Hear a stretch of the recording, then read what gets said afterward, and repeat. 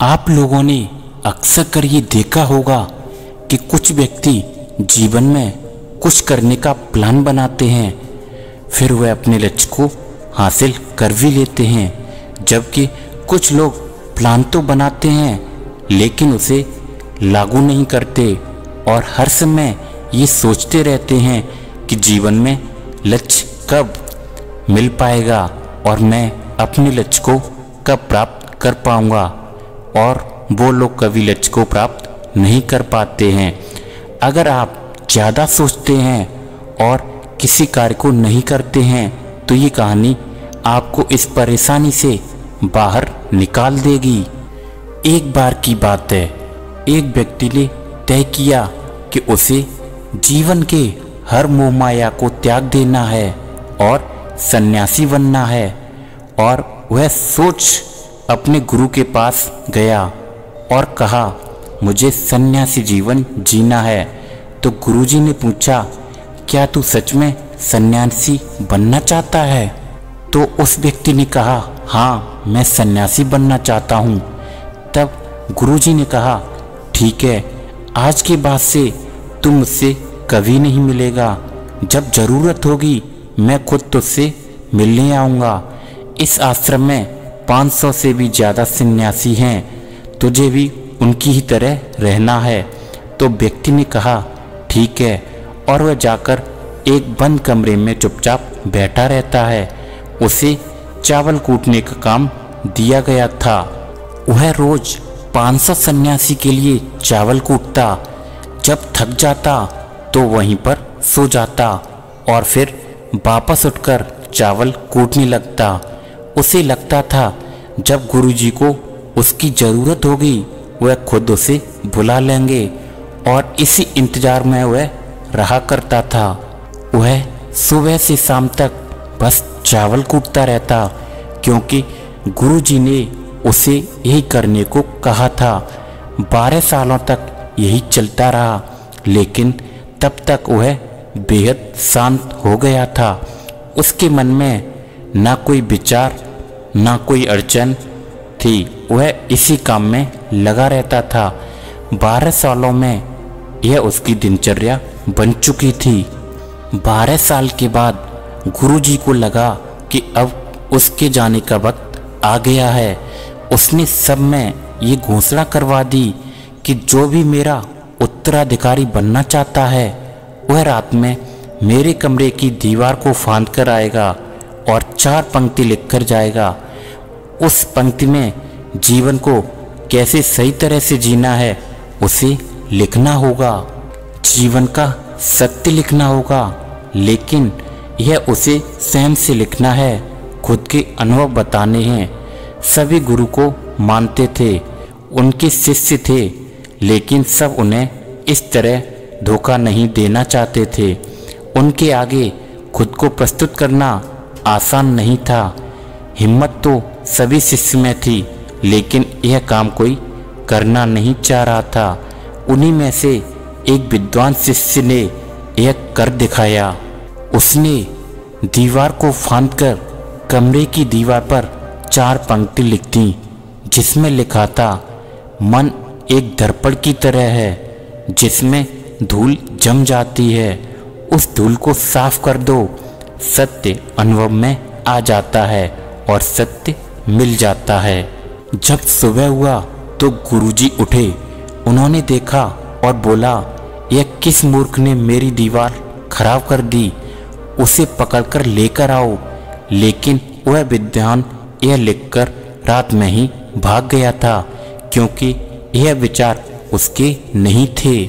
उस विद्वान ने जाते समय उन लोगों से कहा था कि अगर गुरु को ये लान पसंद आ जाए तो मुझे बता देना, परंतु अगर वह क्रोधित हो जाएं तो उन्हें मेरा पता मत बताना।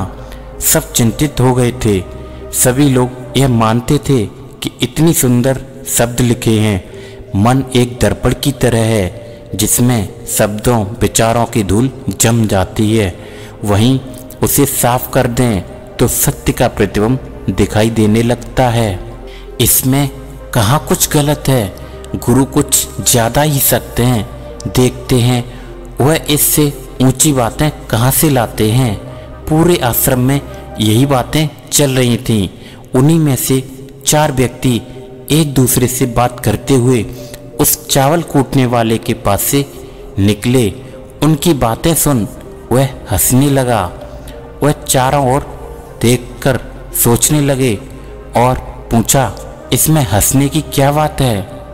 तब वह व्यक्ति बोला कि सही तो कह रहे हैं गुरुजी, किस नासमझ ने ये लिखा है। यह सुन वह चारों भड़क गए और बोले, तुम क्या जानो इसका मतलब। इतने सालों से बस चावल ही कूट रहे हो, तुम्हें शास्त्रों के ज्ञान के बारे में क्या पता है। अगर इतनी लाइन गलत है तो तुम इससे अच्छा कोई शब्द बताओ। वह व्यक्ति बोला, ठीक है मैं बता दूंगा, लेकिन मैं इतने सालों से चावल कूटते कूटते लिखना भूल गया। किसी को लिखना पड़ेगा। और हाँ, यह जान लो, मुझे उत्तराधिकारी बनने का कोई शौक नहीं है। अगर मुझे यह उपाधि मिली तो मैं विचार नहीं बताऊंगा। तब उन चारों ने कहा, अरे तू हमें बता, हम लिखते हैं। व्यक्ति ने कहा, लिखो। कैसा दर्पण कैसी धूल, ना कोई दर्पण ना कोई धूल, जो इसे जान लेता है सत्य को प्राप्त हो जाता है। एक दिन के बाद आधी रात को यह पढ़कर गुरुजी उस चावल कूटने के पास गुरु उस चावल कूटने वाले के पास गए और कहा, अब तू यहाँ से भाग जा, वरना ये 500 के 500 तुझे मार डालेंगे। यह मेरा चोगा ले, तू मेरा उत्तराधिकारी बनना चाहे या ना बनना चाहे, इससे कोई फर्क नहीं पड़ता, लेकिन मैंने तुझे ही अपना उत्तराधिकारी माना है। और अगर यह बात इन सबको पता चल गई तो यह बर्दाश्त नहीं कर पाएंगे कि एक चावल कूटने वाला उत्तराधिकारी कैसे बन गया।